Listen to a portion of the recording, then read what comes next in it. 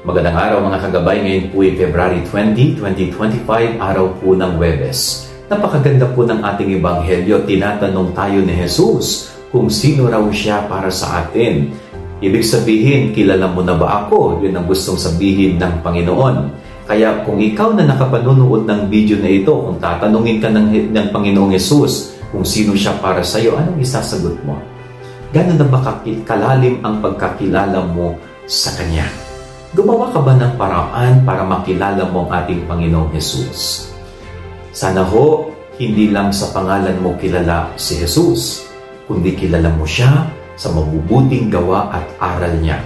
At alam po ninyo, masasabing kilala mo si Jesus kung ang buhay ng Panginoon ay nakikita sa buhay mo ngayon. Yan ang ating gabay aral ngayong maghapon. God bless po sa inyong lahat. Pagpalain kayo ng Panginoon.